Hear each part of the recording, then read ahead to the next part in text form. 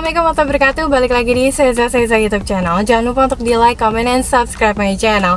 Halo, apa kabarnya semua nih? Semoga semua dalam keadaan sehat-sehat walafiat, amin ya. Dan kali ini gue akan menceritakan nih mengenai pendaki Gunung Rinjani yang tersesat dan juga asal-usul mengenai Gunung Rinjani tersebut. Seperti apa lengkapnya, gue akan membahasnya secara detail. Gunung Rinjani nih geng, memiliki kisah dengan dua puncaknya ya. Juga pernah ada nih kisah pendaki yang hilang dan bisa pulang lagi setelah dituntun oleh orang tuanya. Seorang pendaki dilaporkan hilang nih secara misterius di Gunung Abu Maros, Sulawesi Selatan. Dan wanita ini ya bernama Eva nih geng, dan ditemukan setelah 4 hari kemudian. Nah, Eva dikabarkan hilang ya setelah buang air kecil dan meninggalkan sandal di tempat tersebut. Ceritanya seperti itu.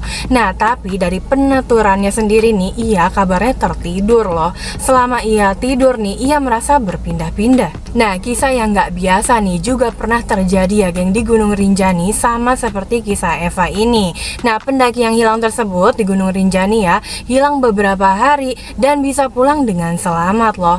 Nah, habis turun puncak ceritanya ya, dia sudah dinyatakan hilang oleh tim SAR. Nah, kemudian dilakukan pencarian selama beberapa hari. Setelahnya nih diinformasikan ya geng, kalau pendaki yang hilang tersebut nih berhasil turun hanya saja melalui jalur yang lain. Nah, menurut Ketua Asosiasi Pemandu Gunung Indonesia atau APGI NTB, Mirzoan Ilhamdini atau yang kerap disapa dengan Bapak Miing. Nah, setelah mendapatkan perawatan nih, menurutnya pendaki itu bilang katanya dua dibantu oleh orang tua. Nah, dia bahkan diberi minum juga macam-macam deh, kata ceritanya seperti itu ya menurut cerita Miing. Nah, pendaki tersebut juga ditemukan dalam keadaan linglung dan juga dehidrasi. Anehnya nih, dia tiba-tiba berada di tempat pengembalaan sapi. Miing juga menambahkan ceritanya lagi nih, kalau nggak salah 4 hari juga nih akhirnya di tempat pengembalaan sapi tersebut ya geng, ditemukan oleh peternak dan langsung nih dibawa ke Taman Nasional.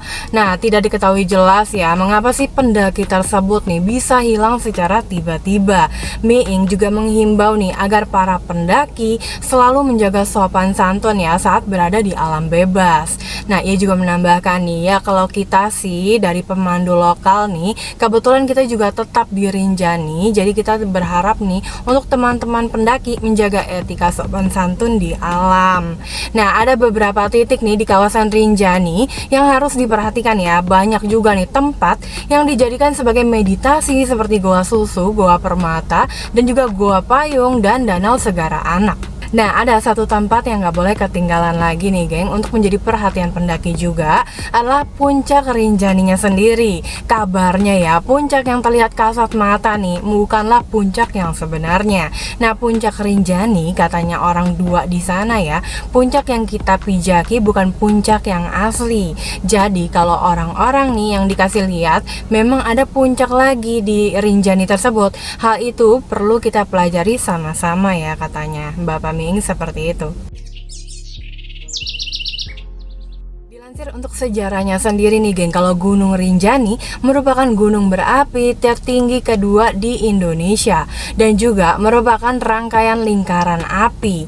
Nah, secara administratif ya, gunung ini berada di bawah 4 kabupaten loh, yaitu Lombok Timur, Lombok Tengah, Lombok Barat, dan juga Lombok Utara. Dan gunung ini sendiri ya memiliki ketinggian 3.726 meter di atas permukaan laut.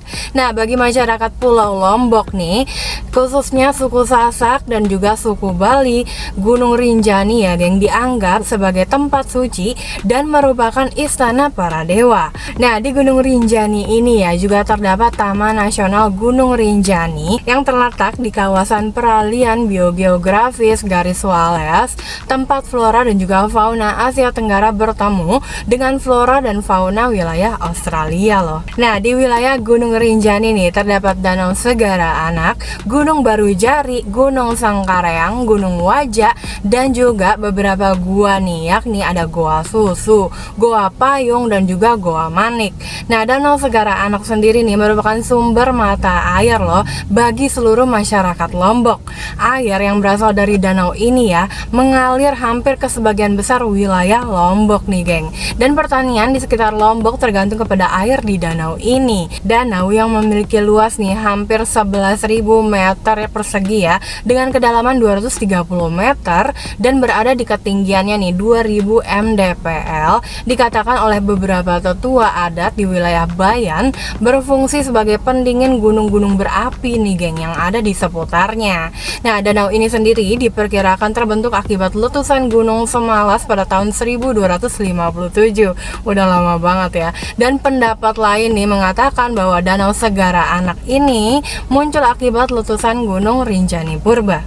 Tadi dia sedikit bahasan cerita nih mengenai pendaki yang tersesat di Gunung Rinjani dan juga asal-usul mengenai Gunung Rinjani tersebut. Nantikan terus geng video-video berikutnya. Terima kasih yang sudah menyaksikan video ini. Kalau kamu suka dengan konten ini silahkan diklik like, lonceng notifikasi dan juga di subscribe ya. Dan kalau kamu mau komen tentang konten ini ditunggu buat komennya. Atau mungkin mau request tentang konten berikutnya ditunggu juga komennya. Dan kalau ada soal nih dalam pengucapan kalimat atau ceritanya mohon dikoreksi aja ya di kolom komen. Sampai jumpa lagi. Assalamualaikum.